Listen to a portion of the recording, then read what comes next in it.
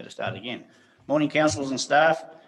The Corporate Services Committee meeting we declare opened at 8:40 and ask for apologies.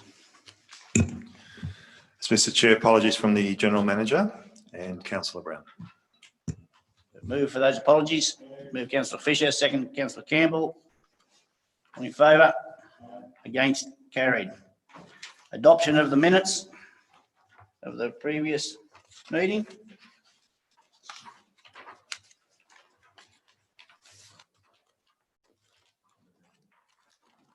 Got them, have we?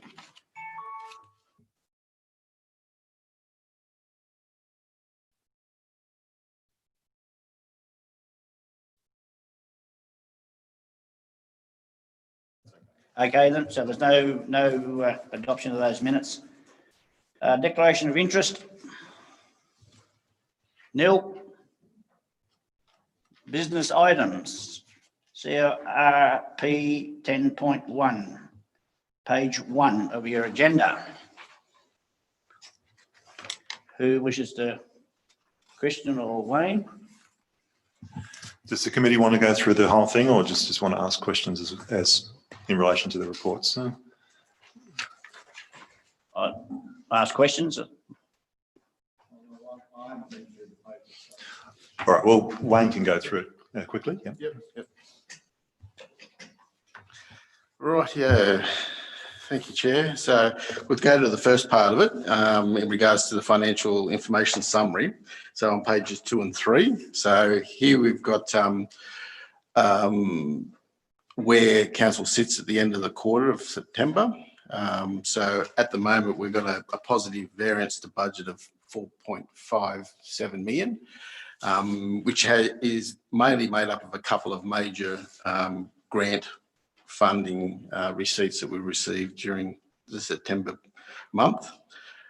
So we'll just quickly go through each of the categories that we've got there. So with our revenue, it's up by $5.2 million.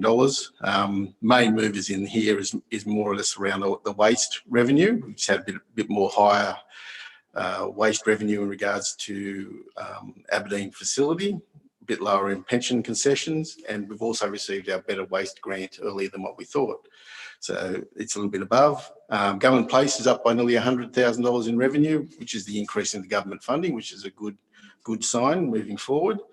General Purpose is up by 50,000, just with lower pensioner concessions again. Sporting Grounds is up by 182, just earlier receipt of grant funding from the Stronger Community Fund program. The airport, so effectively this one's up by nearly 1.5 million, and it's really the milestone payment for signing the deed for the new funding stream that we got for the 3 million for the regional airport program. So it's come into play, which is good, and you'll see votes coming through for these things in the papers when we get into the more detail. And our local road revenue, it's higher by nearly 3.5 million, and it's mainly the new funding grant that we got for Moonam Brook coming through. Mr. Chairman, I've had a text message from Councillor Abbott asking if there is a Zoom link for the meeting.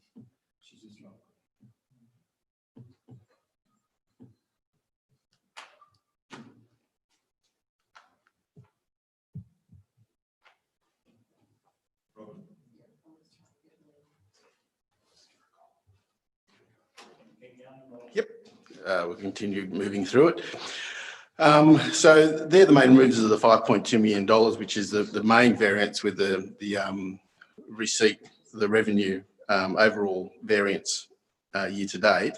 The other items in here is just the non-operating revenue and expenditures a little bit under at the moment, with just internal fleet hire a little bit down, but it's relatively consistent coming through for the quarter. It's only at 50,000 based on effectively about $1.5 million. The operating revenue is overspent at the moment of $250,000, mainly in regards to our local roads maintenance budget's a little bit higher with our unsealed network. Mr. Chairman, with that, yeah, look, then we have above local roads revenue higher, that $3.5 million, that all to be spent on that particular road, or is any of that, some of that road money be used in the local roads maintenance area? No, the $3.5 million is for Moonam Brook Road. It's only for that Correct. particular Yeah, road. it's for the actual capital project out there, which would be 5.4 million. And there's nothing else for to bring that budget back into correction, the local roads maintenance.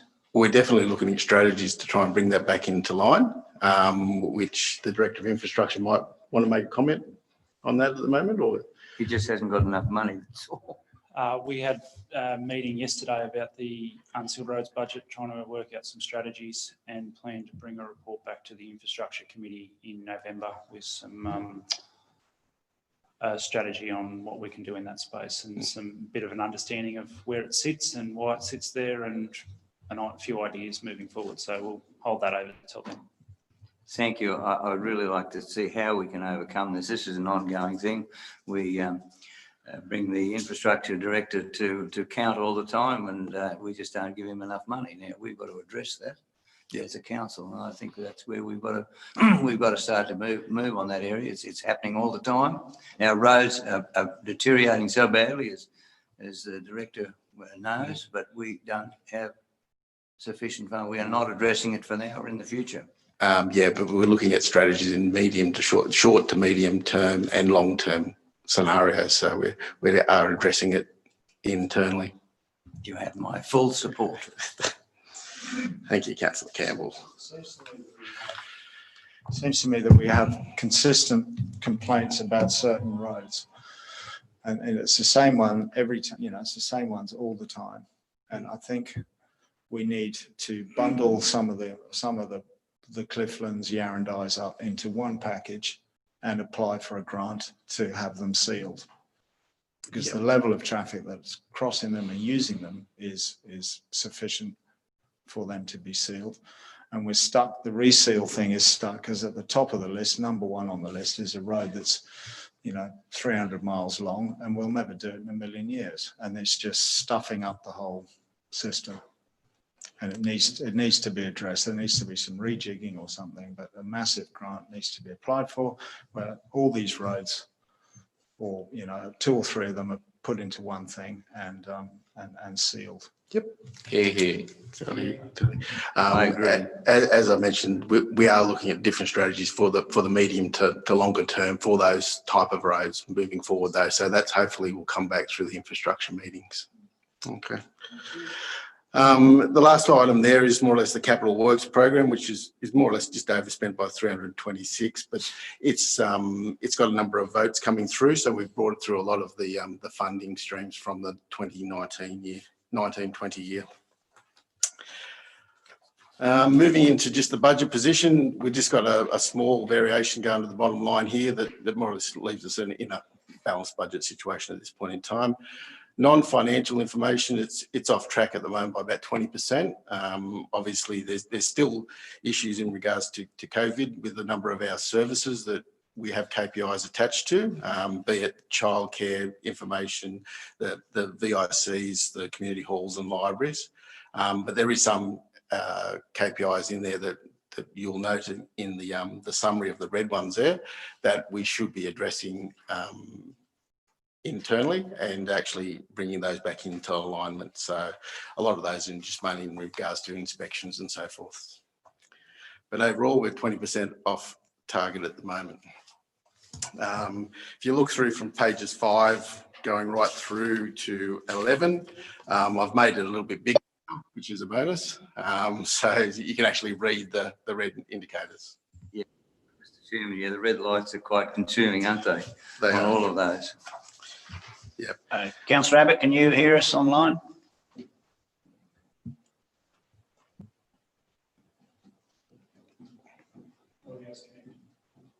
Still connecting, is she?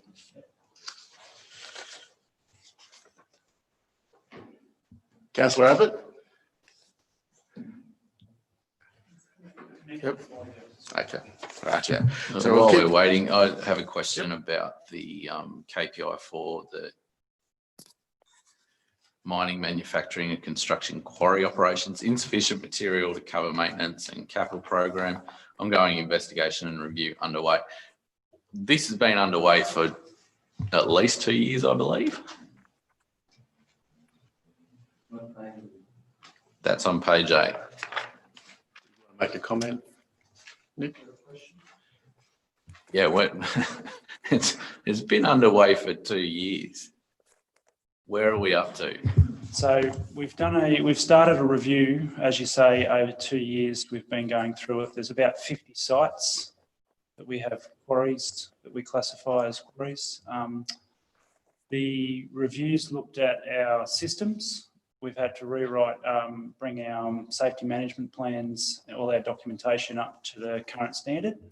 So that's been completed now. It's in its final draft to be signed off by the Mines Department, which means we'll get that side of it up to date.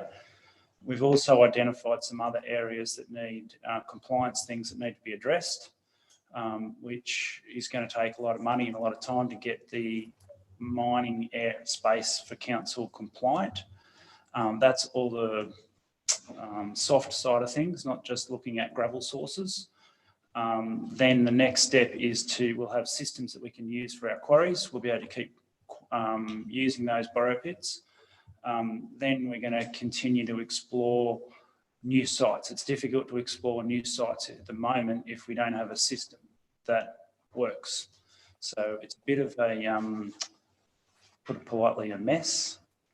And it's taken a lot of work to try and get it to a sense that get a system that will work. It's about the compliance. There's so much more regulation. We are treated the same as any other mine, whether it's a BHP mine or a little borrow pit. You have the same hoops to jump through. So that's where we've focused on. I know that the next step is to continue investigating for quarries. We have limited sources, and that's the point that the manager's made in that comment is we have limited sources and we need to be sensible about what we can use and what we can't use. There's no point putting gravel on the road if the gravel's not going to do what we want it to do. Mr. Chairman, just to further to that, with all of the extra compliance, etc., how much extra is that money going to cost for the council to comply?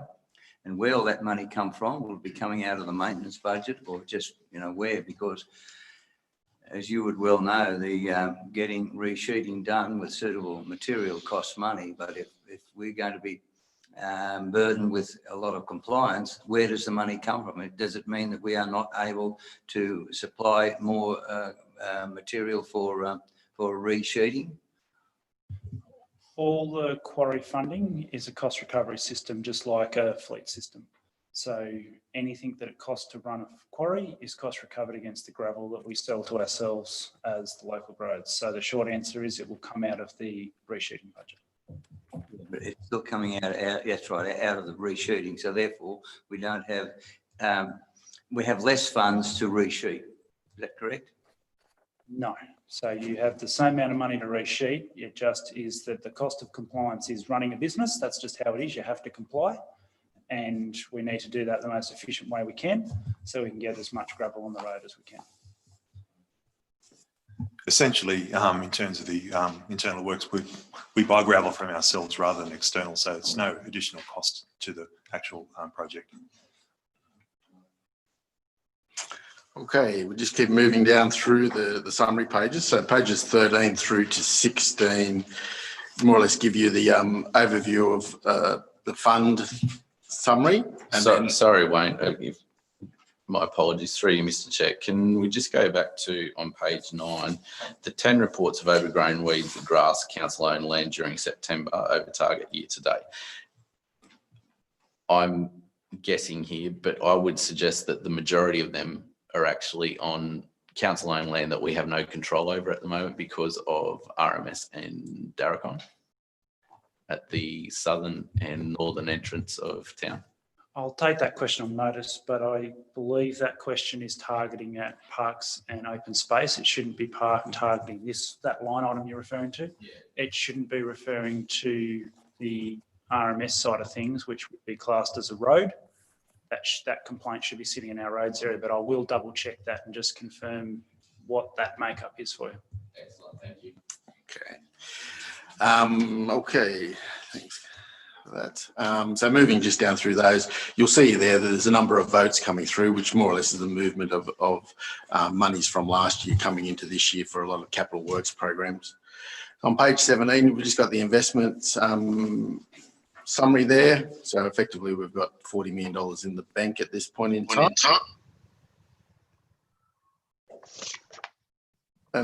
Yeah, and so we've more or less got $40 million, which a lot of that is made up from the $10 million we borrowed down in June coming through. Moving into the net current position. Look, just in terms of the investments, moving forward in terms of what's going to come back to the committee, there's a statutory requirement that council reports on its investments every month. So this is one report that will be coming to council every month. Yeah. Just moving through the net current asset forecast, just for your information coming through, that's just the movements coming through from where we forecasted in the delivery program. Then moving into on page 22, our loan schedule. So at the moment, our current balance of our loans to the end of September is $33 million. So we've got 40 million in the bank and 33 in loan funding.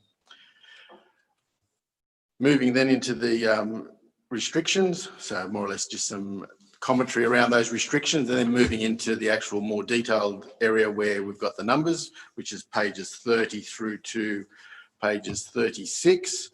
And in here, you'll see there's some movements coming through in the restricted assets for the month.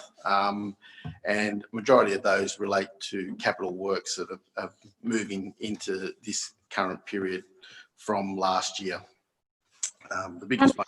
Sorry, I'd like to ask a question. I'm not sure who is the chair. Who is the chair? The Mayor.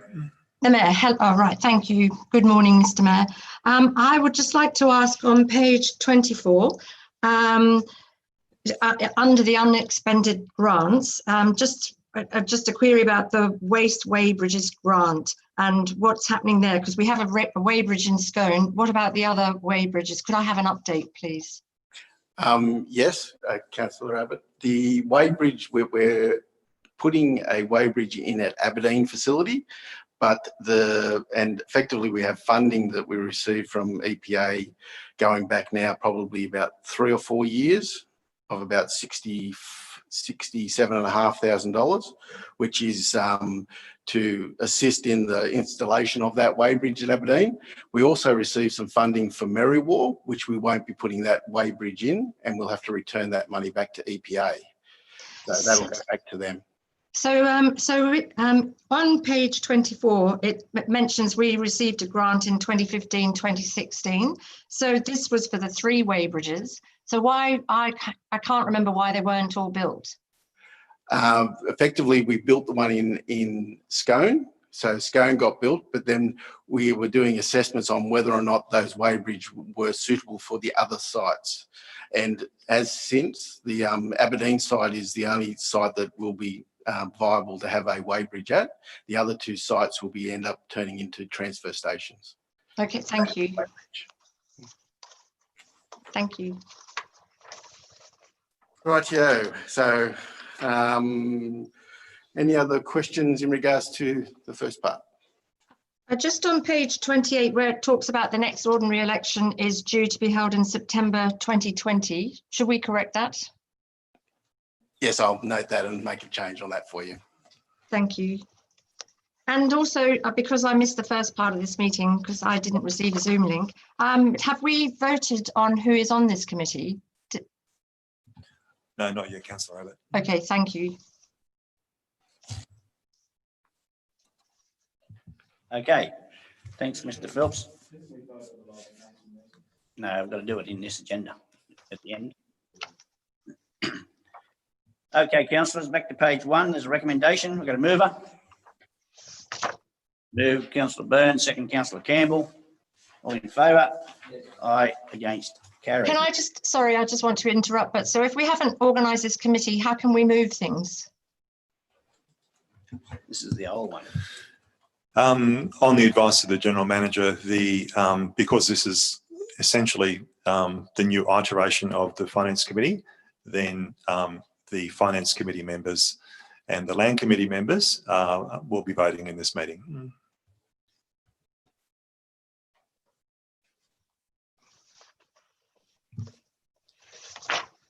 Okay, over to page 37. Operational report.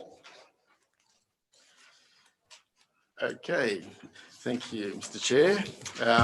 So we'll just start going through the more detailed version of the finance papers.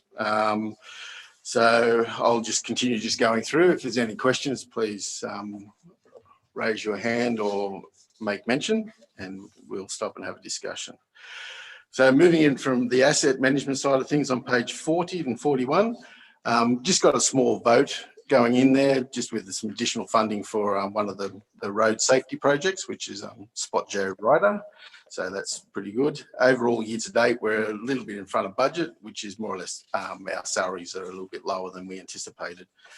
Apart from that, nothing to highlight than that. KPIs on 42, there's 4 green indicators there, so there's nothing to highlight there. On 43, here, no votes or surrenders, a little bit underspent at the moment, just with salaries again in the admin costs there. Apart from that, nothing to highlight. On pages 44 through to 45, sorry. So we've got here a couple of green lights coming through, so that's nothing else to highlight. There's 3 green lights there. Corporate services on page 46, no votes or surrenders. A little bit in front of budget here, mainly due into the corporate planning area there. So we haven't refilled that position at this point in time for the corporate planner who resigned in July. So we'll be looking at that moving forward. KPI side of things on page 47, we've got an amber light there. So with 17% of our council policies are just overdue at the moment, so we need to address that to bring that up to speed, to bring it into a green light again. Customer service on 48, no votes or surrenders, nearly spot on budget there, and the KPI on 49 is the green indicator, which is quite good, so we're hitting the marks in regards to our correspondence. Depot operations on pages 50 and 51, a small surrender coming through here, just moving some money. We spent some money earlier than anticipated in the 2019-20, right at the end of that year. So we're just moving that back into the RA to bring that back into alignment. Overall, year to date, we're a little bit underspent, mainly in regards to that trade waste project over there that is starting to get a bit of traction. Mr. Chair, yeah, I was just going to ask that. How are we going with that? Is it online to have that trade waste transfer station installed? Or just what? Is that what it's about? No, it's not about the waste facility. It's mainly the depot out at Merriwar at McCartney Street. So it's talking about the actual fuel dispenser sorry, and so I was forth. thinking of, two Not the different waste things. I facility. apologise. Yeah, that's all right. Moving into financial services on pages 52 to 53, no votes or surrenders here. A little bit overspent at the moment, just in regards to salaries in both the admin and payroll group there, but we've had a few people on leave over the last few weeks, so that should hopefully come back into alignment. KPI side of things on page 54, 2 green indicators there. And then the on costs in page 55. Overall, the actuals year to date are nearly spot on budget coming through. So we're hitting the marks in regards to recovery of our on costs coming in. Fleet management on pages 56 to 57. Here we've got no votes or surrenders coming through. A little bit underspent at the moment, even with our internal recovery for our fleet being a little bit down. We've bit lower in our fuel and plant costs to offset that coming through. So apart from that, there's nothing else to highlight there. KPI side of things on 58 through to 60, 3 green indicators there. So we're hitting the marks there. General management on pages 61, no votes or surrenders here, nearly spot on budget. So nothing to highlight there. And the KPI on 62 is a green indicator.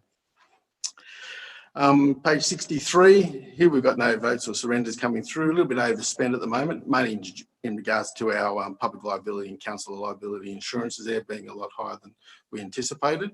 So we're just having a look at that and just making sure that that's fine before we bring a vote into play over the course of the next month or two. KPI side of things on 64, you've got a green indicator there, so there's nothing to highlight there. And human resources on pages 65. Here we've got no votes or surrenders coming through. A little bit overspent here.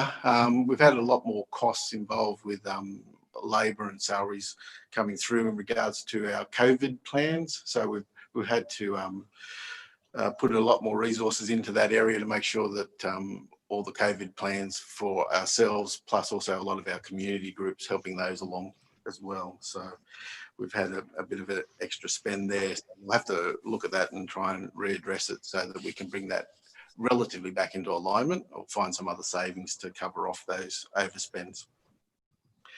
Moving into the KPIs on pages 6 to 6, green indicator there, so nothing to highlight there. Information services on 67. Here we've got no votes or surrenders. A little bit overspent at the moment, mainly in regards to communications management. So we've just had a bit extra in our internet costs and licensing costs. It's very clunky, this budget, so it's more or less a cyclic thing, so it should come back into alignment going forward.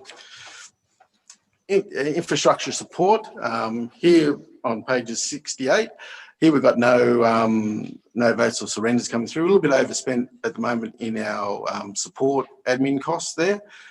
So we've been reviewing those costs of the support staff and just seeing where those allocations sit at this point. They may be moving out slightly. Moving into our KPI on 69, 2 green indicators there, so nothing to highlight there. Revenue services on 70, no votes or surrenders, nearly spot on budget overall, so nothing to highlight there. Moving into the KPIs on 71 through to 73, we've got a green indicator and an amber indicator. The amber indicator is our cost of our rates that are outstanding from last year, so that obviously comes down over the course of the year, so that should come back into alignment to be green. And the other one there is the value of unarranged receivables. As you can see, we've dropped down significantly over this month, and hopefully we'll come back down to our target over the course of the next month or two. Sorry, through you, Mr. Chair, just on the rates and the water rates, how's COVID affected payment? It's slowed things down marginally. It hasn't had a major effect. I know our end of year ratio did go up from our outstandings. So it went up by about, I think it's about 1% from last year, but we're still below the benchmark in that area.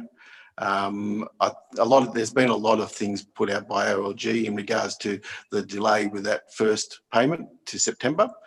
Plus also we're not charging interest on any of our overdues until the end of December.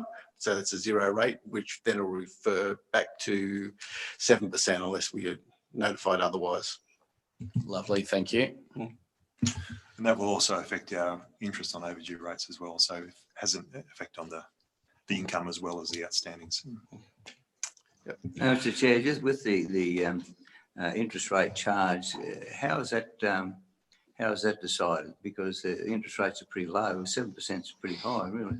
Yeah, that's advised by the OLG every year. It's not a loan. They're not paying their bill. They've got to pay for it.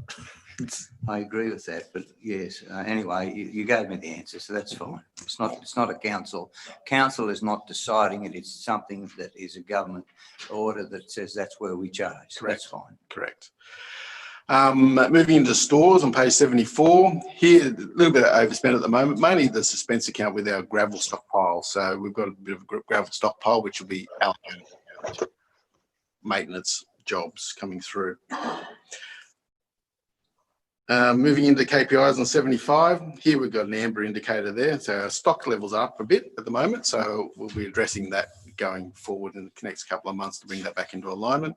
Sustainability, no votes or surrenders on 76, and all but on budget, so nothing to highlight there. And our KPIs on page 77 are 2 green indicators, so nothing to highlight there.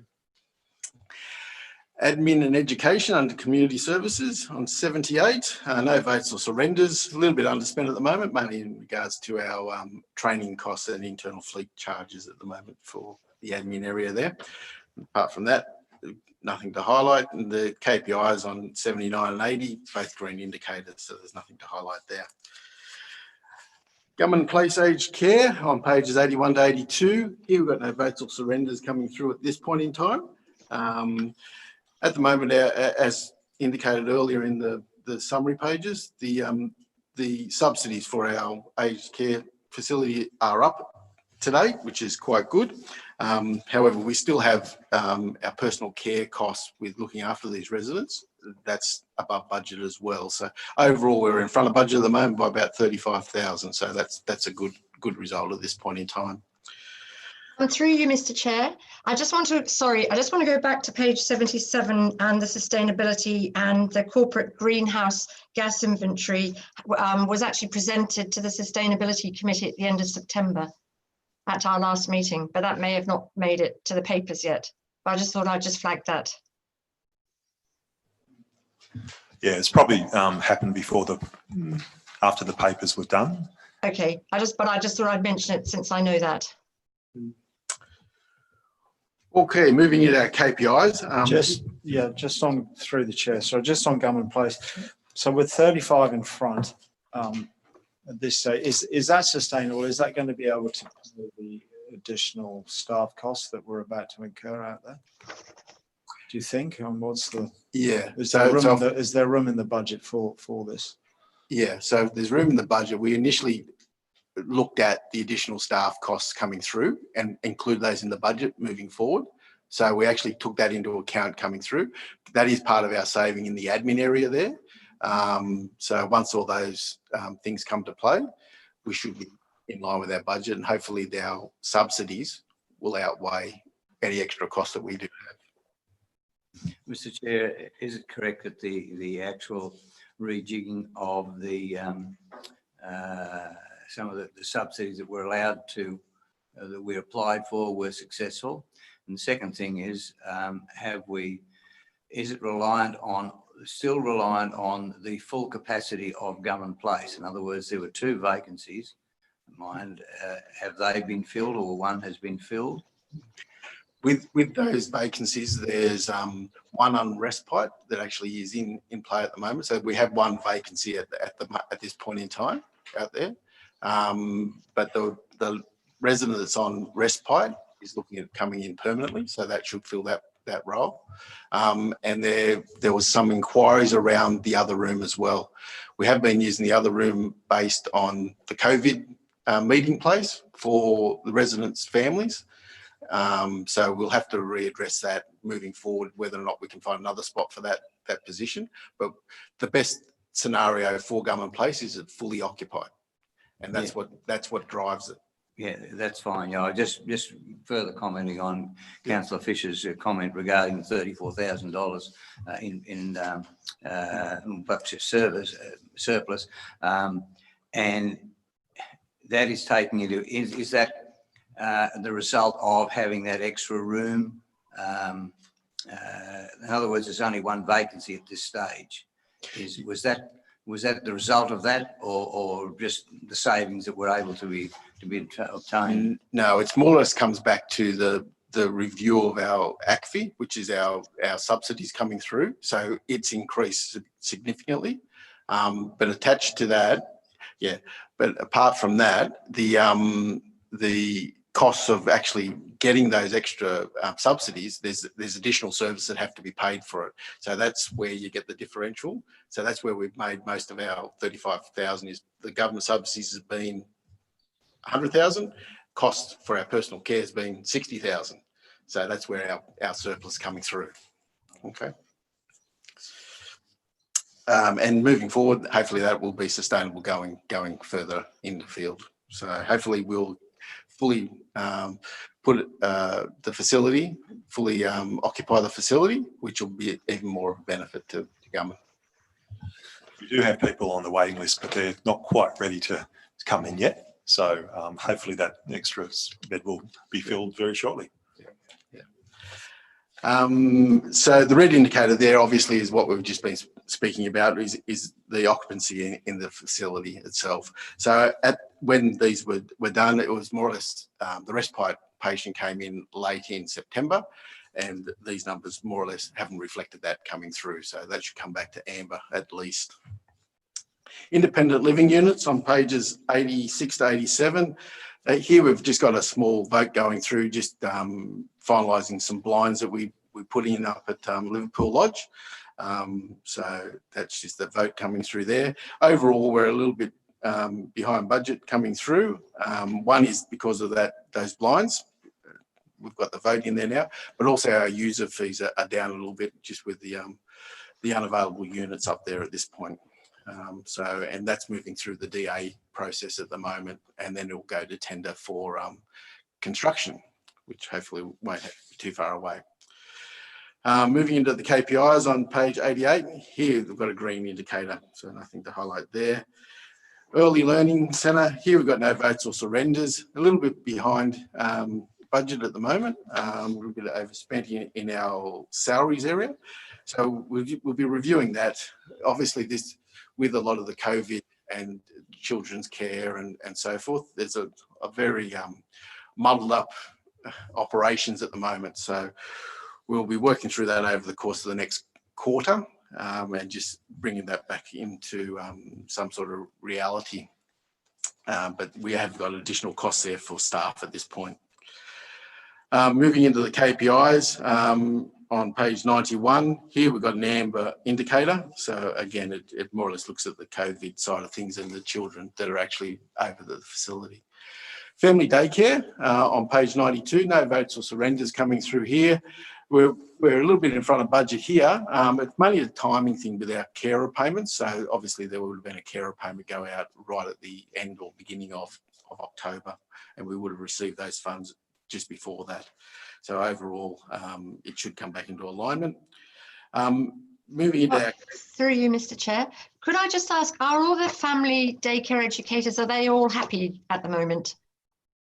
I just remember, so I did ask a question of council because one of them had rung me, but is everything fine there? Is everything, it was to do with the COVID payments and council's arrangement, but I'm just curious following up from that, if they're all happy and on board. As far as I know, that all those concerns have been addressed. Yeah, thank you. Educators, and they've been in discussions in regards to those. But we can take it on notice to find out a definitive for you, if you like, Councillor. Thank you very much. Here, as you'll see on page 93, we've got a red indicator on our educators. Obviously, with COVID, it's improving. I will admit, if you have a look at the dots there, the red dots, they are improving. So we are actually getting more utilisation from the educators on the ground. But we did have one leave during the month, but we have 2 prospective coming through. So hopefully that will come back up to our target level. Through you, Mr. Chair, do we know why that educator left? I'd have to take that on notice, Councillor Abbott. I can find out though, if you wish. Yes, and council supported daycare, didn't we? Because I know, yes, did we get monies to help fund our daycare educators as well as the daycare centre itself? Yeah, well, the family daycare is a separate service that we. Yes. And we receive the government's child care subsidies. Yeah. And that effectively is then remitted out to the educators. So we're sort of like the conduit between the two. Like the fund holder. Yep, correct. So we forward that out as soon as we receive it and pay them every fortnight. Thank you. Moving into social protection, no votes or surrenders, nearly spot on budget there. And we've got 3 green indicators there, so nothing to highlight there. Just jumping back into children's services with before and after school care. So just with pages 90 to 100, no votes or surrenders there. And overall, we're nearly spot on budget coming through. A little bit up in our grant funding there, which is quite good, with bit of a transition grant monies coming through, but our costs for our before and after school care are a little bit higher as well, which offsets that. KPI side of things on 101 through to 103, 2 green indicators and a red indicator. And the red indicator is mainly around the vacation care, with the school holidays coming through in, I think it was July. So it goes back to that period there. And that was the COVID impact in regards to our vacation care kids coming through. But apart from that, nothing else to highlight. Youth services on pages 104 to 105. Here we've got a small vote going in just with the final part of the Stronger Country Community Fund grant, which more or less offsets the finalisation of our gymnastics building there. Overall, we're a little bit underspent at this point in time, just with our drop-in centres a little bit below in our salaries. But apart from that, nothing to highlight there. KPI side of things, we've got 3 green indicators out of the 4 going through from 106 to 109. And 1 red indicator, and the red indicator is more or less the number of attendants at the youth centre. So obviously had the effect of COVID and so forth on youth centres as well. Those services that does get affected. Yeah, which is it's improving as the pandemic continues and ceases or reduces. Through you, Mr. Chair, did council run Zoom meetings with the youth groups and with council's own youth council? No, I'm not sure. We'd have to take that on notice, Councillor Abbott. Thank you. Yes, because that's possible, isn't it? To be able to connect the young ones. Correct. Yep. Thank you. Moving into camping grounds and caravan parks. Here we've got no votes or surrenders on page 110. A little bit overspent at the moment, just with the caravan park expenses. Our salaries are quite significant there, so we'll just need to have a look at that and just review those costs coming through moving forward. Is that not a hangover from COVID though? Yeah, with COVID, we have had to have a greater presence because we have to register people coming in. And look, we had an incident where somebody was exhibiting symptoms, so we had to quarantine them last weekend, and we had to wait for their results to come through. So COVID has created a lot of extra work in camping and caravan parks. Given that it is really our only hospitality sort of tourism sector, I think you're going to wear a bit of a red light there for a while. Yep. Now, Mr. Chair, just on Merriwell and the caravan park, is there another facility going to be installed there? They removed one of the old facilities. I think it was a shower set up. Was there something else going to be put in its place? At the present time, there is I think it's a temporary block put in just for the reception area there instead of the caravan. Is that the one that I'm speaking about is on the northeastern side, which was taken away? Was there any facility going to be put back there? Yeah, through you, Mr. Chair. Most certainly, we've put in for a grant for $15,000 for that new facility. We're currently, the old facility reached the ends of its useful life and was removed from site. It was no longer useful. We're hiring one at the moment, but hopefully we'll hear very soon if our grant application is successful. So by memory, it was $15,000, which will give us it'll be a demountable building, so there won't be a time lag in terms of construction. It'll just come straight in. So, yeah. Okay, thank you. Okay, thank you. Moving our KPIs on 111 to 112, 2 green indicators there. So the actual attendance at the facility has been quite buoyant, which is good. Moving into community connect services, no votes or surrenders here, nearly spot on budget, so nothing to highlight there. Economic promotion on 114. Here we're just bringing back into account a couple of our grant fundings from the Work, Live, Invest and the Bushfire Community Resilient Program, of which we've got some offsetting expenditure. So those are the 2 projects that we'll be running through.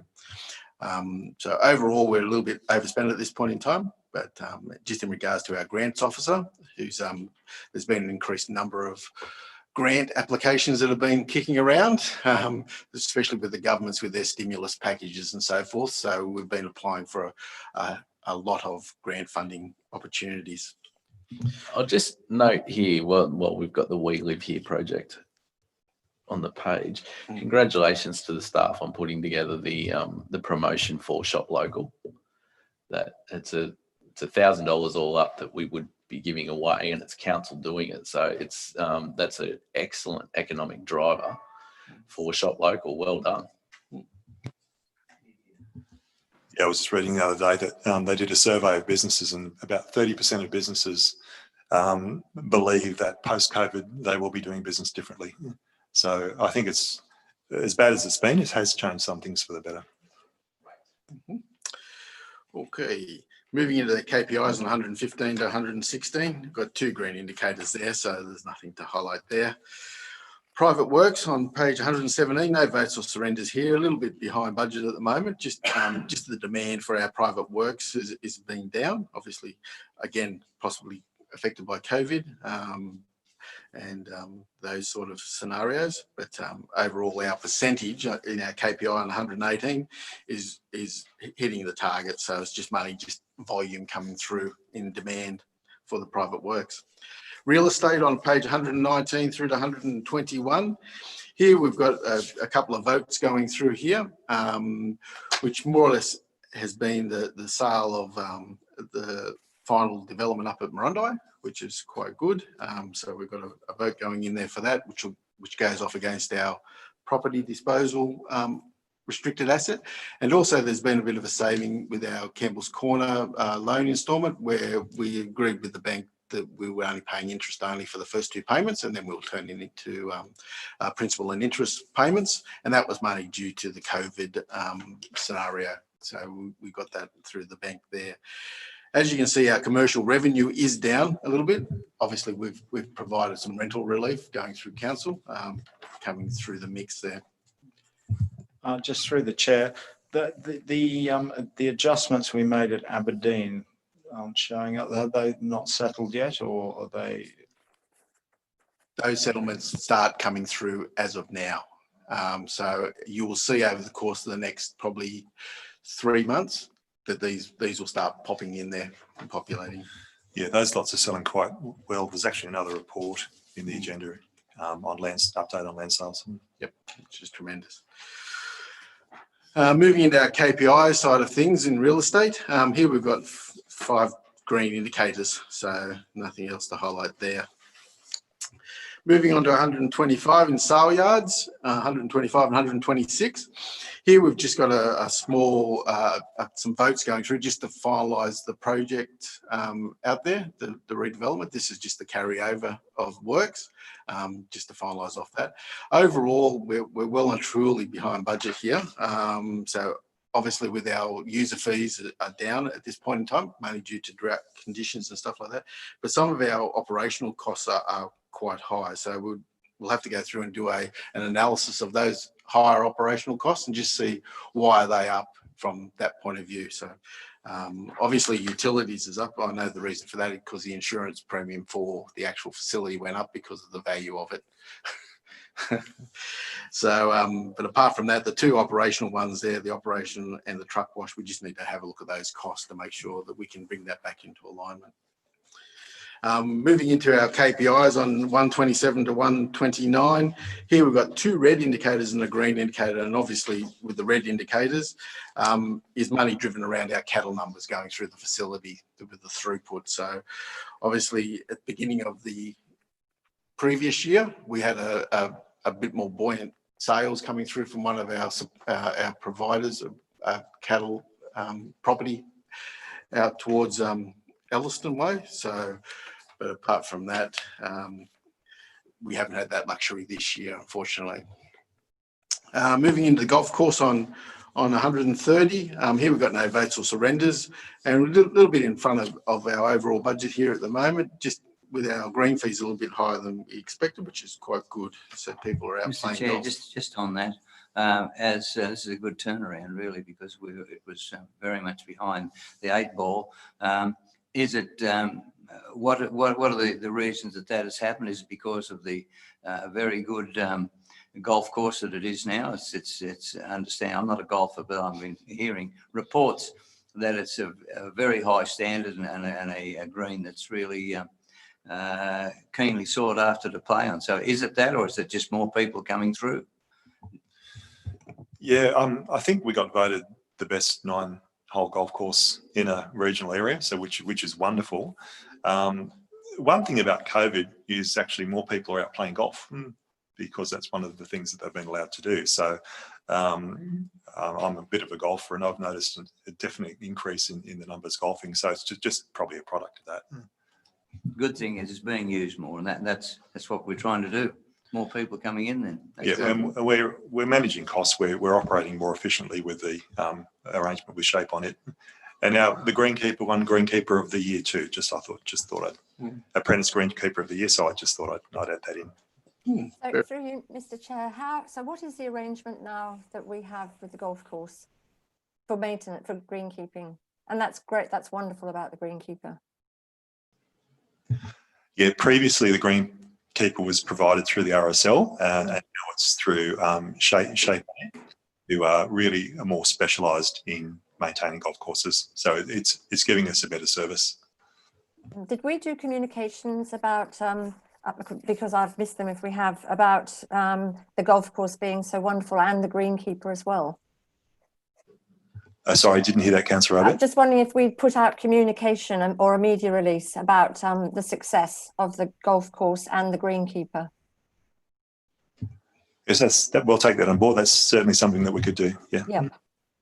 Thank you. Okay. Right here, moving into our tourism area and promotion on pages 131 to 132. Here you'll see that we've got a vote and surrender coming through, just offsetting each other there. We've more or less had some additional promotional costs there.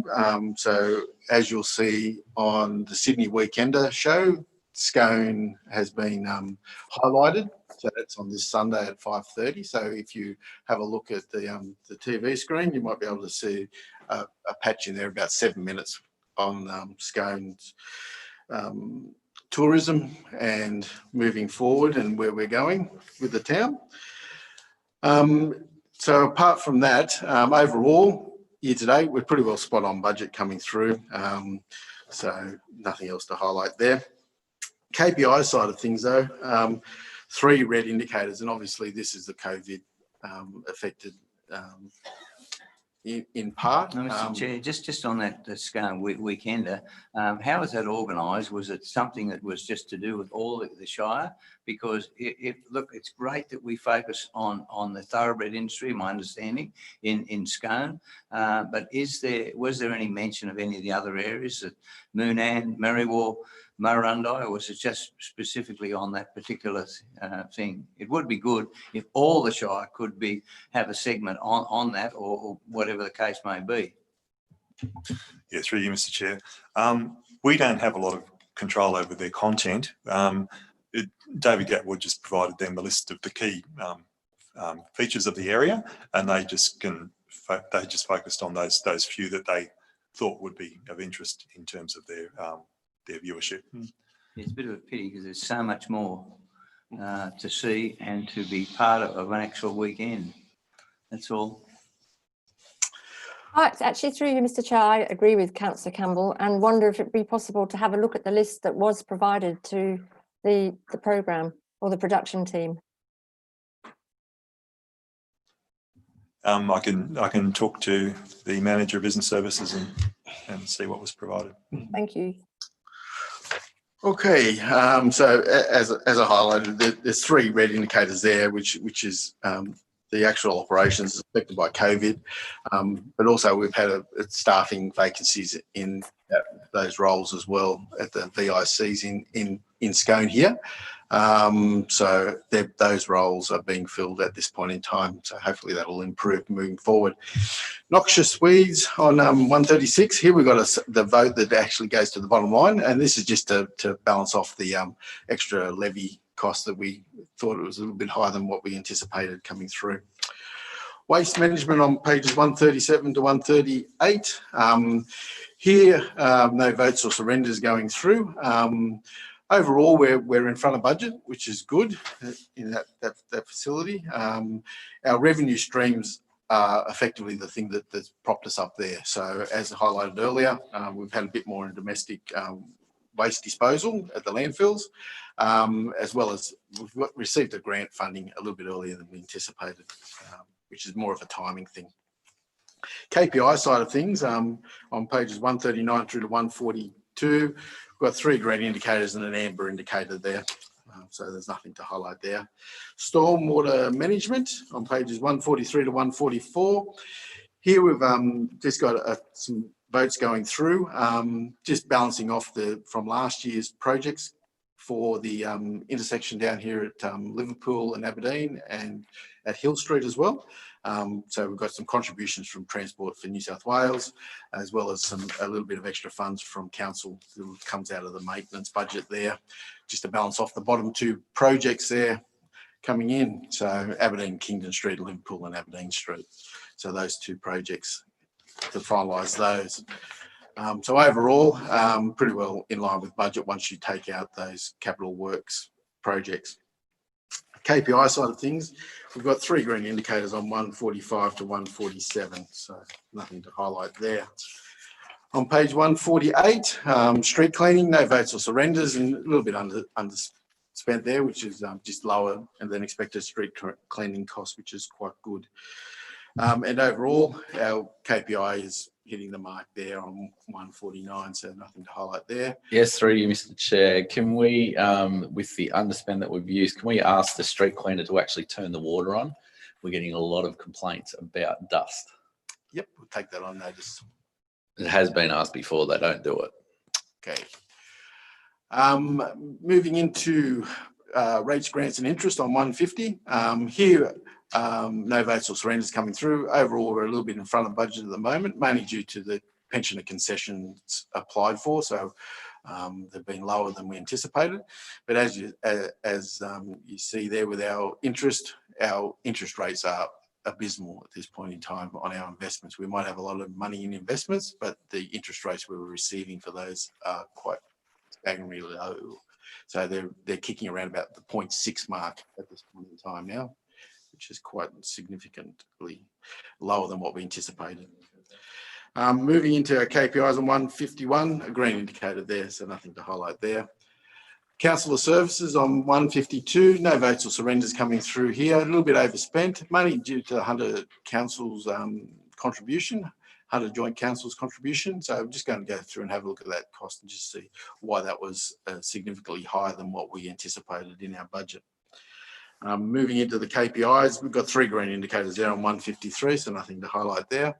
Health services on 154, no votes or surrenders here, a little bit in front of budget, which is quite good.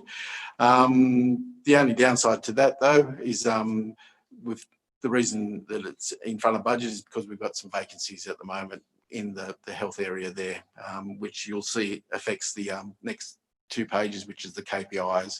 So our inspection regime is a little bit behind budget at this moment. Sorry, through the chair. Just through there. So the joint councils, that there's no explanation as to why it's gone up by. That's what we're investigating that at the moment and finding out why that has jumped up significantly. So do we not investigate that before we pay the fee, or? It's the annual fee coming through that's signed off by the general manager. So I think we're signed off and move forward from there. Right. Yes, that is. I'm interested in that too. And I'm just wondering, would we review whether we would stay with the Hunter Joint Organisation ourselves? I'm just interested that Muswellbrook Council has decided to leave. They haven't decided to leave. They've decided to leave if they don't get something. Oh, I thought I was under the impression that they had started the process of leaving the JO. They'll still stay with Strategic Services Australia. There's other things in play there. They can't just leave. I know it's a statutory requirement, and they have a 12-month period where they need to make an application. But as far as I'm aware, they are planning on leaving. And I have asked the general manager for a copy of their reasons, but I wonder if we might consider that too. That's probably for outside of this meeting. I think. Yes, absolutely. But that's a discussion for councillors. Yeah, that might be one that we need to schedule on a councillor briefing, or maybe it even warrants its own standalone meeting. Discuss that. The reasons that Muswellbrook left or are in the process of leaving, I think, are valid and warrant consideration. I agree. The fact that the projects listed were put forward by an outside body, paid membership, and the fact that none of our projects even got a mention gives us cause to I think there's another think about this place very, that very should be clearly. discussed. I think we should be discussing that part of it. Yep, that's fine. Okay, we keep moving on, and that can be discussed at a later date. KPIs, as I mentioned, the actual inspections and so forth are quite behind at this point in time, but hopefully with a vacancy filled, which is, I think, in train at the moment. Yeah, we're reviewing it. We have tried to recruit, but failed to get anybody that was qualified. Okay. So we're just going through the process of reviewing that job description. Okay. So that's something to keep in mind moving forward. Moving into low income housing on 157, no votes or surrenders, nearly spot on budget, so nothing to highlight there, and a green indicator there, so nothing to highlight there. Public cemeteries on pages 159 to 160. Here we've got a couple of votes going through just with additional funds from plaque revenue and just offsetting the additional costs for the plaques that we've acquired. So that's just offsetting each other there. Overall, we're a little bit overspent in this area at the moment, and it's mainly just a bit of a timing thing with the Merriwell Lawn Cemetery, so that a bit of work has been done out there earlier than we anticipated. KPI side of things on 161 and 62, both green indicators there, so nothing to highlight there. Emergency housing on 163, no votes or surrenders, and very limited expenditure going through that area at this point in time. Public cemeteries, public conveniences, I beg your pardon, on page 164, no votes or surrenders, and again, nearly spot on budget. KPI side of things, 165, a green indicator there, so nothing to highlight there. Street lighting on 166, no votes or surrenders again, and a little bit underspending our electricity costs, which is quite good. So apart from that, nothing to highlight. And moving into our KPIs on 167, a green indicator there. Yeah, Mr. Chair, yeah, the street lighting, I'm still on about the Venica Street one. Where are we going with that? We seem to put in application or just something. Are we moving forward on it? Can it happen, or does it have to come through from a budget from council or something? Through the chair, definitely council will have to pay for it. That's why one of the reasons why we're trying to make sure it's the best option. We're working with Ausgrid on a couple of different scenarios. So the application we initially put through was declined, but they've come back with a couple of different areas for us to explore and getting some more advice. So once that body of work's been complete, that'll come back through the infrastructure committee. Thanks, Nick. Thank you. Okay, moving into town planning on pages 168 to 169, no votes or surrenders coming through here. A little bit in front of budget at the moment, which is quite good. Had some additional section 94A contributions come in, which is quite good. And also our stat fees are up, so which is another a bonus. So it's trucking along pretty well at the moment. Indicators on pages 170 to 172, 3 green indicators there, so nothing to highlight there. Building control. Just through you, Mr. Chair, the green indicators, the 133 Kelly Street, which is our own project, has taken nearly 4 months. That's well above the 28 days. So something's not right here. We can probably take that on notice, Yeah, and take we'll that on find out that notice. for you. Not quite sure. Yep. So we'll find out exactly in regards to that. Yeah, there's a reason for it. It's heritage. Yeah. But overall, this is an average as well, so that could be a little bit masked by that as well. You might have one really late, but all the rest are coming in relatively quickly. I think, Mr. Chair, I think that was brought up at the infrastructure meeting too, the same sentiment. Why is it taken? Where's the DA? Okay, so we'll take that on notice and we'll find an explanation for you. Building control on 173, no votes or surrenders here. And again, another one that we're up in our stat fees, which is quite good, and a little bit lower in our costs, which is quite good as well. So it's in front of budget. And we've got 2 green indicators here as well, so nothing to highlight there. Quarry Operations, here we've got no votes or surrenders coming through. And as we've discussed earlier, our quarry revenue is down at this point in time, and also our costs are a little bit down as well. So as highlighted when in our previous discussions on the red indicators, which is on 177, we've got there. Animal control on 178, no votes or surrenders coming through here. And we're a little bit under budget at the moment, mainly in regards to our revenue from our animal control area there, which is our fines and registrations is lower than we anticipated to date. Overall, our KPIs on 179 to 180, got a green indicator and a red indicator. The red indicator is mainly in regards to the impounded animals released or rehomed at this point. So it's not too far behind target. Emergency services on 181. No votes or surrenders coming through here. It's a little bit underspent at this point in time, mainly in regards to the timing of the Miranda SES shed. Obviously, that the 48,000 timing is incorrect, so we will adjust that timing moving forward. Mr. Chairman, just a question on the RFS vehicle maintenance. Does council have to pay for those inspections and maintenance, or is it claim back from the Rural Fire Service? And if so, how long does it take them to pay? Every year council receives a maintenance and repair budget from the Rural Fire Service, and that generally turns up in, I think it's around December, and that covers for the whole year. So that covers off all the costs of maintenance of the vehicles, buildings and so forth. Mr. Chair, what about the replacement of vehicles? Does that come into that too, or is that something? No. Because that there was a considerable amount of money, I think, given from the Royal Commission regarding the amount of money that was going to be available replacing equipment, which there seems to be a debate about it, because quite often some of the equipment that is maybe a certain age has hardly done any work at all, and it just seems to be the money directed in the wrong way.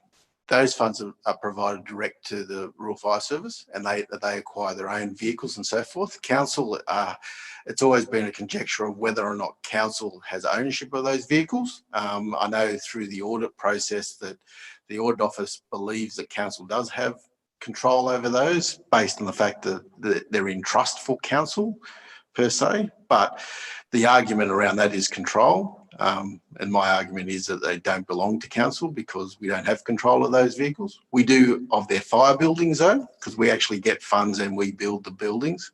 But that's something that's still playing out with the audit office themselves and the Office of Local Government. So we'll move in then to the fire services part there, and obviously we've got no votes or surrenders coming through. Overall, we're nearly spot on budget, and the vehicle maintenance is actually a little bit down, which is okay. And we've done all our services for the new fire season. Moving into local government enforcement on 185, no votes or surrenders coming through here. Overall, a little bit behind budget at the moment, just with our lower revenue from swimming pool inspections at this point. And with our KPIs, if you look on there, you'll see that the swimming pool inspections have improved. They've increased slightly, but they're still below target at this point in time. So apart from that, nothing else to highlight.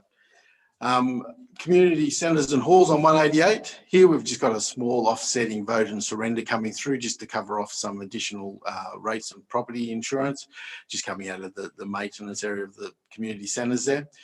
Overall, we're a little bit overspent at the moment, and that's mainly just with the public utility, the utility costs there coming through. The KPI side of things on 189, there is a red indicator there. And again, this is another COVID affected business operation with the hiring out of our community centres and halls. So obviously the restrictions on that has reduced that revenue and the actual bookings down. Cultural services on 190, no votes or surrenders here, and pretty well nearly spot on budget coming through. There's not a hell of a lot in the area there. KPI on 191, a green indicator there, so nothing to highlight there. Museums, no votes or surrenders on 192, and again, nearly spot on budget. And the same can be said about the other sports and recs, which is no votes or surrenders, and also nearly spot on budget on 193. KPI side of things for the other sport and rec though, all ticking the boxes. So 3 green indicators there. So there's nothing to highlight there. Parks and gardens on pages 197 to 198. Here we've got a couple of votes going in, and this again is bringing in the stronger community fund grant allocations coming into for the projects that got carried over from last year.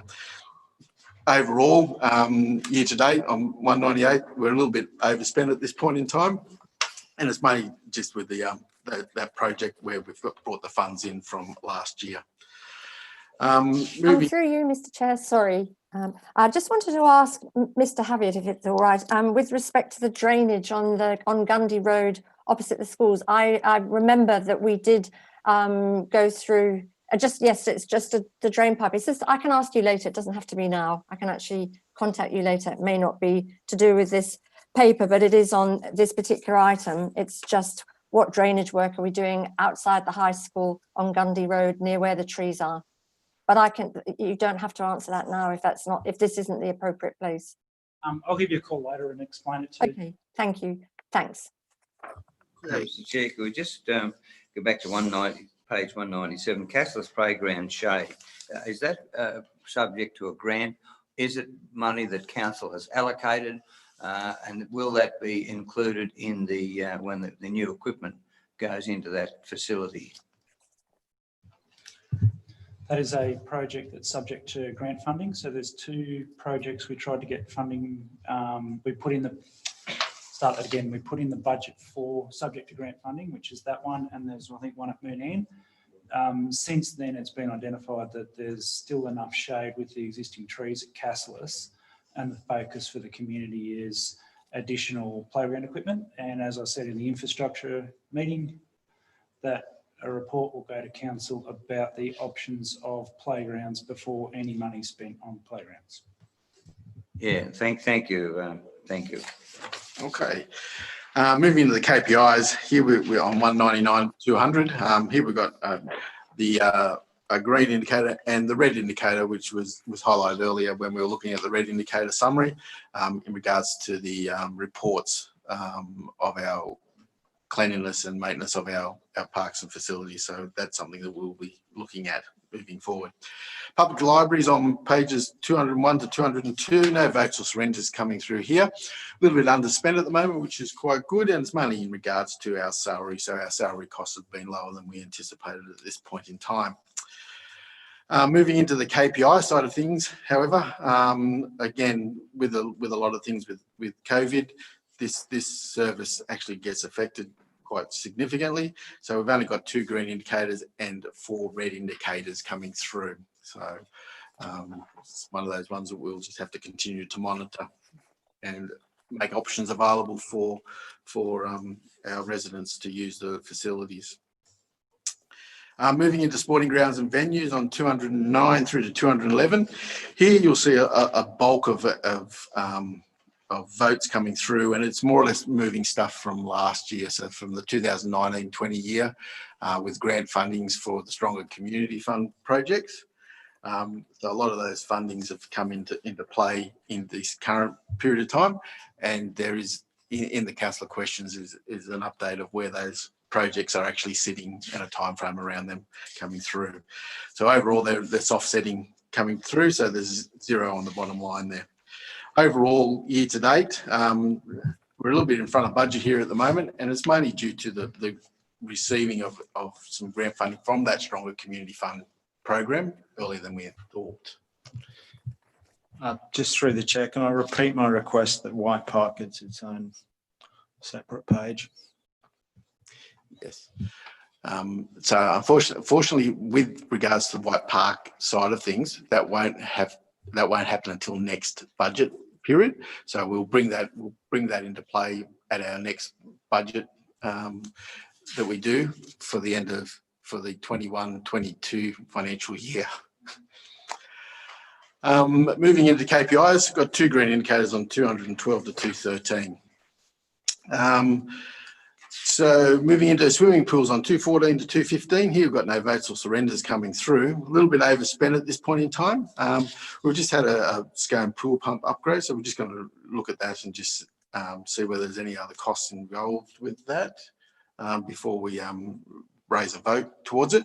Apart from that, we've had a lot of maintenance coming through for our Merriwa and Scone, just more or less to bring them up to spec for the season opening that happened in the long weekend.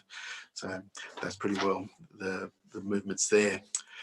Moving into the KPIs on 216, a green indicator there, so there's nothing to highlight there. The aerodrome on pages 217 to 218, no votes or surrenders coming through here. Sorry, there is votes and surrenders. I beg your pardon. Yes, I was totally on autopilot. Here we've got a vote for the new funding stream that came in from the regional airports program. So you've got $3 million going in as grant funding for the projects coming forward. So that's come through. So overall, year to date, we're well in front of budget. It's mainly the grant funding side of things. So we've got half the monies coming through. So that's the main reason for that. Obviously, the airport development is a little bit behind where we thought we'd be in the budget at this point in time, but obviously that will catch up rather quick with that as works continue out there. KPI side of things on pages 219 through to 223. All green indicators there, so there's nothing to highlight there. In bridges, on pages 224 to 225, no votes or surrenders coming through there. A little bit underspent at this point in time. Our maintenance is a little bit behind budget at the moment, a little bit underspent, and also our capital works is chugging along quite well. There's just a few delays here and there, so they're a little bit underspent there as well. But apart from that, everything else is chugging along. KPI side of things on 226 to 227, 2 green indicators there, so nothing to highlight there. Footpaths and cycleways, no votes or surrenders on 228, page 228. Here we're a little bit underspent, money in our footpath maintenance at this point. And KPI side of things, on 230, we've got a red indicator here. We've had a few complaints in regards to the unsafe condition of the footpath. So obviously that's become a focus at this point in time. So we'll be addressing that moving forward. Moving into the state roads, RMS state roads, or Transport for New South Wales state roads as it should be called now, on 231, no votes or surrenders here.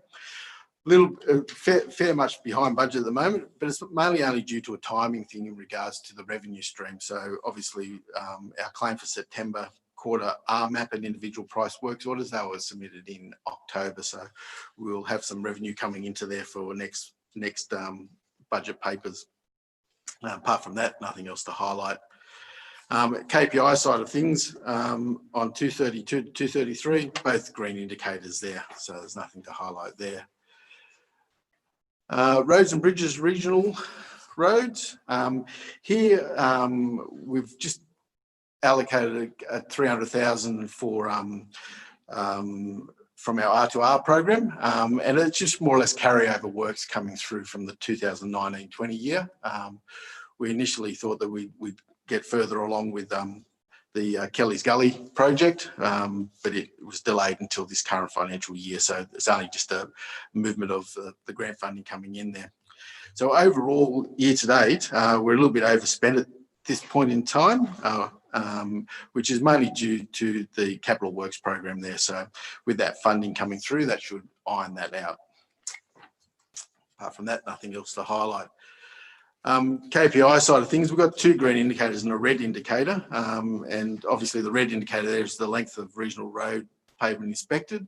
So we haven't done any of our inspections at this point in time. So we'll need to address that and go out and start inspecting a few of the roads to bring that back into target. Local roads on 239 to 241. Here we've got some votes recognising one, the additional grant funding source for Moonam Brook, plus also some higher, some roads to recovery funding as well for a couple of projects that were carried over from the 2019-20 year coming through, which were effectively for the Nendara Road and the Gundy Road curb and guttering job as well. So those ones are brought into account into our capital works program. Overall, year to date, obviously it's smashing it out of the park because we've got that additional grant funding from Moonam Brook Road. So apart from that, the only other things to highlight there, which we've discussed, is our unsealed road maintenance is above budget at the moment, which we're looking at strategies to address that at this point in time. KPI side of things on pages 242 through to 245 or 246, I beg your pardon. We've got 3 green indicators and 2 red indicators. The red indicators are in regards to, again, the length of sealed pavement network that's been inspected. So we'll need to address that to make sure that that comes back into alignment. But also the other one is the length of unsealed grading completed. So it's lower than what we anticipated to date. So, so we'll have to look at what that will look like by year end. Transport auxiliaries on 247 to 248. Here we've got a small vote going through. It's mainly just bringing in from an RA the 35,000 towards the Miranda revitalisation, just with the construction of that pergola structure up at Miranda in the main street there. So so obviously that'll come in, and it started movement on it already. Overall, year to date, we're a little bit overspent at the moment, just with a little bit in front with our costs in regards to the Scone CBD revitalisation. So we're moving that along quite well at this point in time. KPI side of things on pages 249, 250, both green indicators there, so nothing to highlight there. Merriwar Castless Water, no votes or surrenders here. A little bit in front of budget at this point in time. Mainly just with the cost of our operations with the maintenance regimes, a little bit lower requirement for some of the maintenance in our mains and so forth at this point, but that can turn on their head rather quick. Miranda Water, here we've got a vote going straight into the RA, just a contribution, section 64 contribution that came through that we'll put aside for future developments. Overall, year to date, we're a little bit in front of budget at this point in time, mainly due to that contribution coming through. And also a little bit underspent at this point in time, just finalising a few things with the Miranda pipeline project. So just some minor post-construction works is continuing on that. We are overspent at the moment though with our maintenance in some of our areas in the dams and weirs, and also our mains up there. So obviously we've had a bit more maintenance required coming through. Scone and Aberdeen Water, no votes or surrenders again coming through. And here again we're a little bit overspent in this one, or a little bit behind budget, and it's mainly due to the capital works program there, which is probably a good thing because we've actually progressed some capital works for our mains replacement earlier than we anticipated, which is quite good. So apart from that, nothing to highlight in there.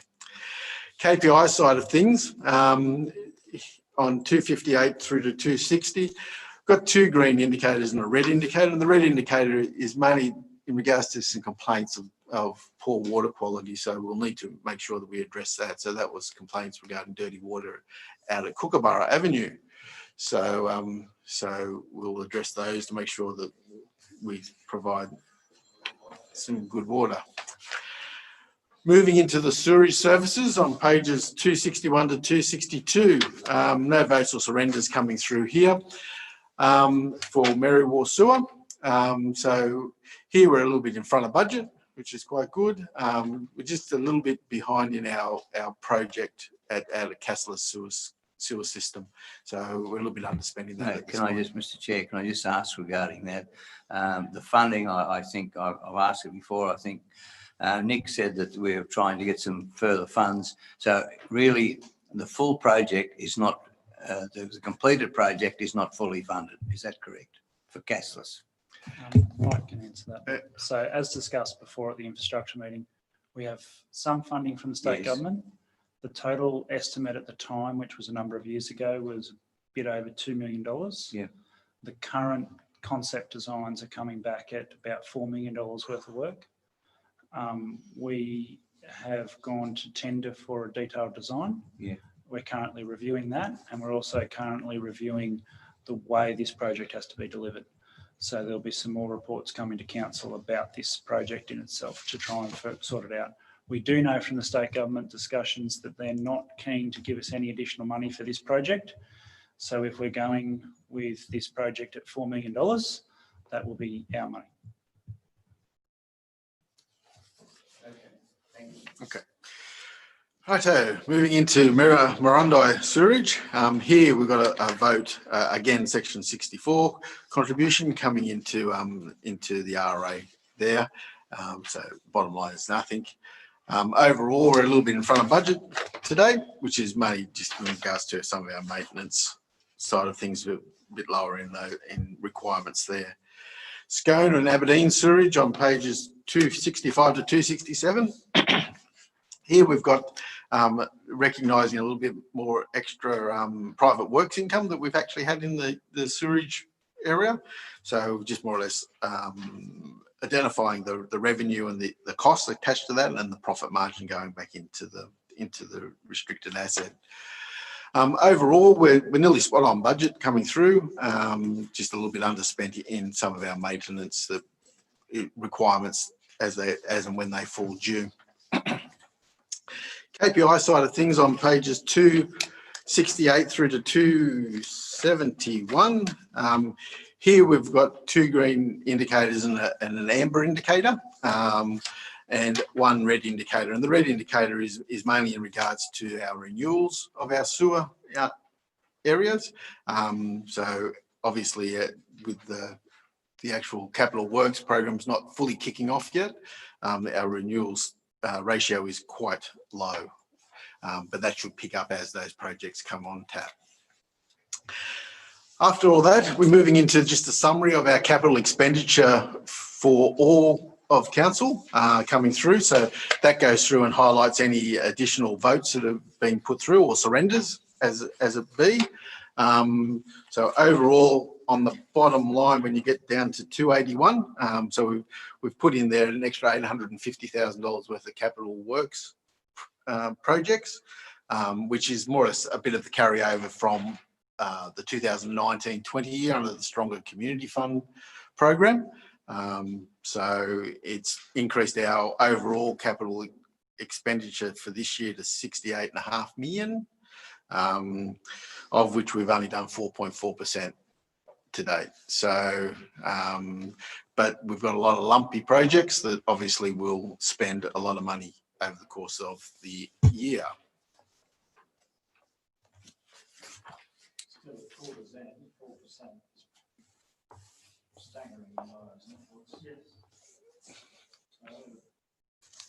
So we're looking at that and trying to address bringing those projects through quicker than what they actually are at the moment. I'm sorry, I missed that question. Councillor Fisher asked the 4.4% in the actual capital expenditure that's done to this point in time, based on the revised capital works program, is very low compared to being 25% of the way through the year. Sorry, can we just add that the $68 million includes unfunded grant projects too? Councils typically spend the first quarter in planning and design, and delivery in the last 3 quarters. That's a fairly common pattern in my experience in local government. I might say councils also have a habit of having a fairly low capex achievement rate, and things just get shuffled off into the next year, year after year after year. And this is a very, very low start. Yep, definitely noted. Thank you, Mr. Finance Man. Okay, councillors, back to page 37. The recommendation, you've got 4 points of the recommendation. Mover, Councillor Burns, second Councillor Fisher. All in favour? Against? Carried. Councillor Abbott, you're in favour? I can't vote. I'm not on the Finance Committee or the Lands Committee. And Oh, sorry. Okay. Over to page 282.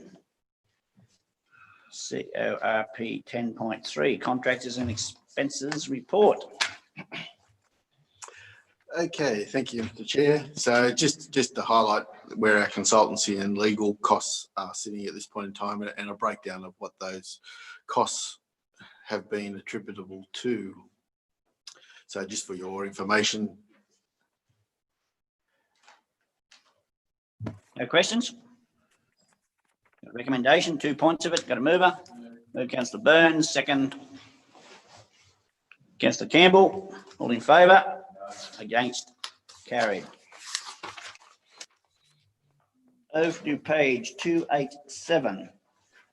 May I make a suggestion, I don't know how it'll go, that if we put all councillors' names down on this until the council meeting, that's when we'll ratify it, won't we? It's pretty hard to say when some of these councillors aren't here.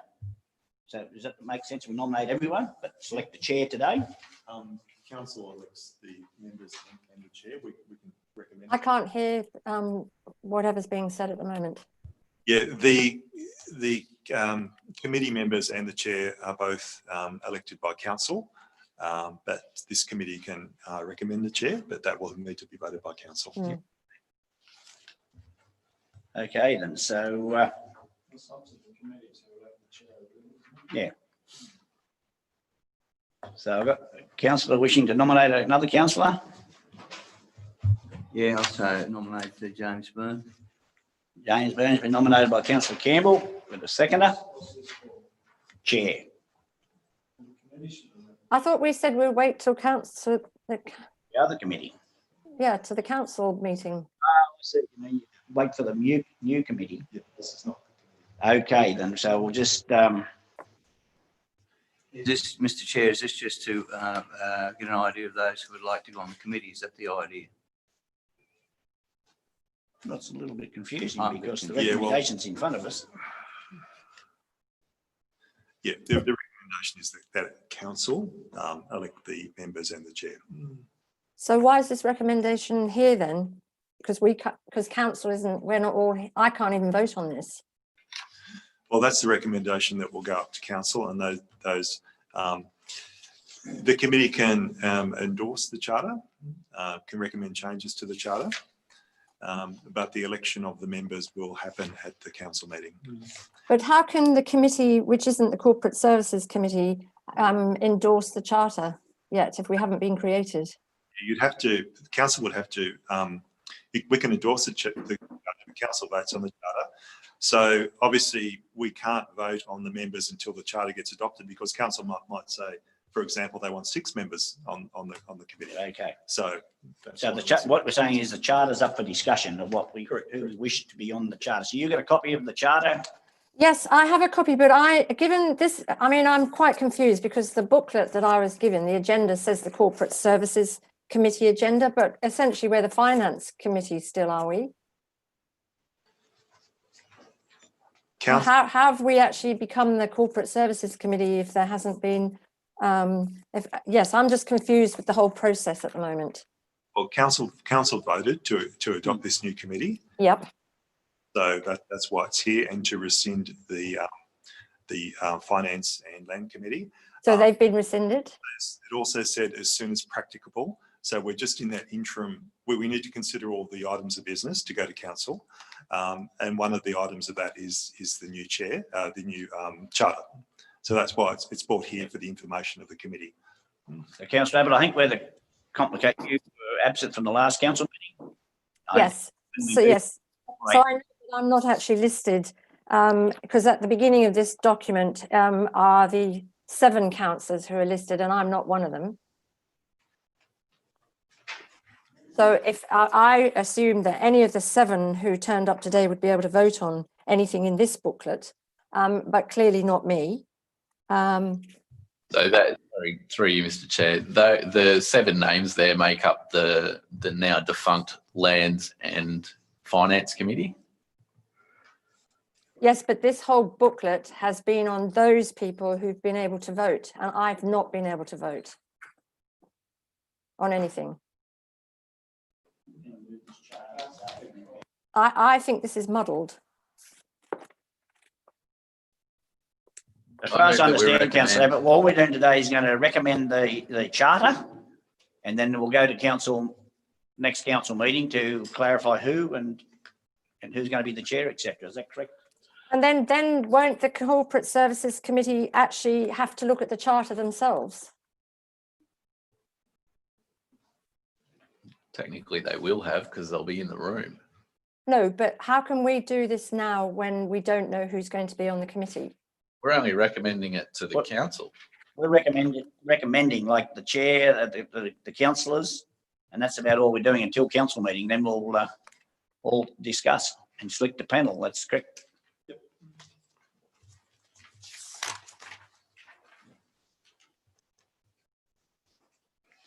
Okay, so everyone clear on that?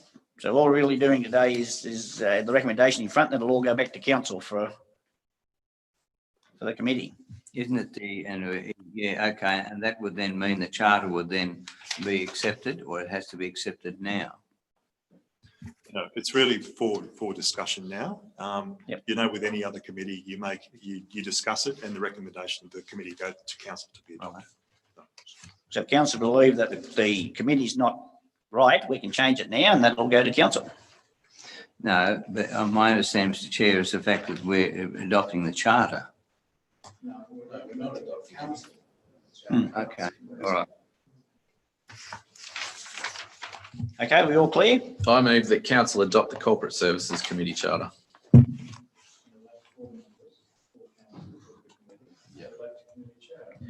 Yeah, so move the Yep. recommendation. Move the recommendation by councillor Burns, Yeah. second, councillor Fisher. All in favour? Aye. Carry. Against? No against? I'd just like to remind you that I can't vote. Okay, over to page 290. Property outstanding action items. And over to Joe. Okay. Thank you.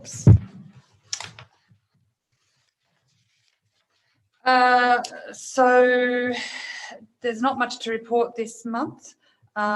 Just going, has everybody had a chance to read the action list?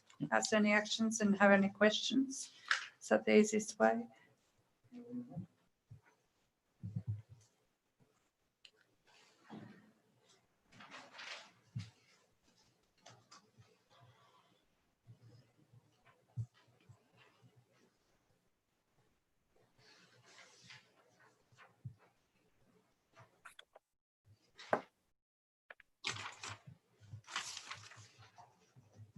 Just one quick one, Joe. The Rosedale subdivision, that's always what we've spoke about for the last several years, isn't it? Nothing's changed there. We're progressing with the subdivision and getting that organised. So. Yeah, but as we've discussed years ago, they'll always have those paddocks up behind them. That's correct. Correct. Yeah. Yeah. As long as there's no changes in that. No, nothing changed. It's just doing the action. Taking too long to get there. Okay then. Okay, so that one is fine. So is, no more questions on that one? Okay, we've got to just note the report. That's all that one. So we've got a mover. Move councillor Burns, second councillor Campbell. All in favour? Against? Carried. Over to page 293. The second report I have today is for an update on the disposal of properties for sale. So Walter Pye Avenue out at the airport, contracts to exchange this month. I believe the purchaser has signed their side, just confirming that the deposit is paid, and then we'll be able to sign ours and exchange that. With Aberdeen, we have everything under offer as of yesterday. So all contracts have exchanged. So hopefully we'll be able to move forward with the last few lot that are under offer. There is one that's a bit iffy, but we'll see how we go. But that's been amazing. They're all essentially moving forward and selling quite quickly now. That leaves Merriwar with a block of land out there, and next month I will hope to bring a report to you on how to proceed with that block of land, as well as some other blocks that I've got identified to be the next lots that we could dispose of. Crown Lands, the compulsory acquisitions are moving forward for the waste facilities. We're up to initial discussions with the Indigenous and traditional landowners. So there's nothing much to report on that at this point in time. And then next month I'll bring a report on the Scone Regional Airport 2 blocks that we want to purchase there. And then there's the Hayden Street Miranda Road Reserve issue to resolve as well. That's it. Any questions? Yeah, thank you, Mr. Chair. Yeah, look, the Scully, that is just, I think you said it was a vacant block of land. Is that correct? The Scully Close? Correct. Right. And the other one was the second point, road reserve and old quarry adjacent to 599 Golden Highway. I'm just wondering exactly where is that? It's just over the bridge as you come out of Merriwar on the left-hand side towards Dubbo. It's an area that has been leased for probably about 5 years or so now. And yeah, it's behind that tree reserve. You know the property that I'm talking about, Councillor Campbell, Yeah, and you thank know I the do now. location. It doesn't include the actual buildings, etc. on top. It's actually the section from there down The quarry to almost behind the the road house. that you used to live. Yeah. Yeah, the quarry behind the house, and no, not up the top, just that vacant land down the bottom, and then that section that has been I'm leased along that paddock there for some time. Thank you. Yes, I understand. Councillor Campbell, you're asking questions when you know the answer. Mr. Chair, I had to clarify that because I understood that there was another particular area that the DMR took for gravel from further along the road, and I wondered whether it was that. It may be contentious. Okay. I've got a question, Go on Mr. those Mayor. sales. Yeah, marvellous little drop in price back to reality's done, so very good. Just one question. We now have no more blocks ready for sale in Aberdeen. Correct, and I don't believe it'll be. That's correct. We do have a parcel of land adjacent to that site, which is still a greenfield site. So council hasn't made a decision on what it's going to do with that, but whether we leave it there or develop it ourselves or sell it in Globo to a developer. Can we have that those are the for three discussion at the first of the Corporate Services Committee official, please? I think Yes, that's something Yeah, we need to talk about options for that parcel of land. Yeah, but it's not just that parcel of land. There's also the remaining land. So there'll be a proposed option report put up for all the remaining subdivision in all the towns. So there's Aberdeen, Miranda, and Merriwar, where we have remaining land that we could subdivide. So I'll be putting an options paper on that. Mr. Chair, just one thing on that. Is it correct that the 6 Scully Close is the last existing parcel of land there on that particular subdivision? Yes, that's the last one at Maryville. We've got nothing left at Miranda. The last lot at Aberdeen are all under offer, and we've got one left at Maryville. Okay, that's fine, but there are a lot of other building blocks, etc., that are for sale in Maryville, which are not governed or not owned by council. Is that right? Correct. Yeah, my reason for asking that was the fact that my understanding was that there was, look, I think there were a lot of land that was subdivided and building blocks were available, and I think that had was a disadvantage to the council and ones being sold. So I'm just concerned that we allow the normal commercial sale of these things go on without council being involved in any more of those subdivisions. That will be covered off in the options paper for the future, for the remaining land of what's council's appetite to subdivide and move forward. Yeah. Okay, any more questions on that? Moved, councillor Burns, second, councillor Fisher. All in favour? Against? Carried. Page 295, response to previous questions. Councillors, are you happy with your responses? Everyone's happy? Okay, no further questions? Yeah, I have one, Mr. Mayor, Chairman. Could we be provided with a cost of the last, and not an investigation, but regarding the airport, when we had the outside consultant come in and investigate whether it was a viable proposition? Can we have a cost of that, please? Yes, certainly. Okay, no further questions? Yes, is this our councillor question time? Yes, Yes, I do. I am just wondering, I've asked this before and I can't remember the answer, but why are libraries under recreation and culture rather than community services? That's the local Office of Local Government categorisation under their how they categorise different services. So we just follow that categorisation. Okay, thank you. And also, we have a hotline, don't we? We have an emergency hotline.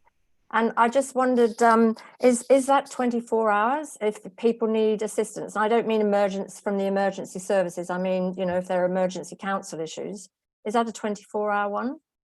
Yes, we've got our normal office line is diverted to after hours, and there's also an after hours number which is manned by a third party hotline. Right, and do we test that? How often do we test that to make sure that's functioning? Ad hoc when we need to. Are you raising a concern? No, I'm not. It's just something that's occurred to me, and I'm just sort of thinking ahead for, you know, we're coming to the bushfire season and that sort of thing. And I just wondered how often we test our emergency service line for issues that may our ratepayers may call us before they call emergency services. Yeah, Councillor, it's Councillor Burns here. I've tested it quite often on the weekend because I get complaints, people say, but they've obviously rung the wrong number at the time. And 90% of the time that phone number is working. So, and Mr. Pringle is well aware of that percentage and he's taking care of that situation. So, through you, Mr. Chair. So, Mr. Havitt, we do test the line then. Yes. Right. Okay. Thank you. And also with footpaths, I understand that ratepayers have to put a contribution into footpaths. So, how do we manage that for the areas of town where people are more marginalised and wouldn't be able to afford any contributions to footpaths? Because there are some streets in our shire that are poorly serviced. We have a policy on footpath contribution and curb and gutter contribution. It's capped at $4,000 per property, and it's subject to the length of frontage that person has. It's a reduced rate on a side or a rear of the property. That's in accordance with our council policy, Local Government Act and the Roads Act. and we offer a 5-year interest-free payment plan should people not be able to, well, choose not to pay it up front. So because some of the streets are obviously they're renters, and so that's up to the landlords. So how do we encourage landlords to pay that contribution so that there are footpaths in every street of our shire? It's a compulsory payment when the footpath goes in. Oh, okay, so council makes the decision when to put footpaths in. So council goes round all the different streets of the shire and thinks this would be a good street for a footpath, and then council then notifies the landowner and says you need to pay this money.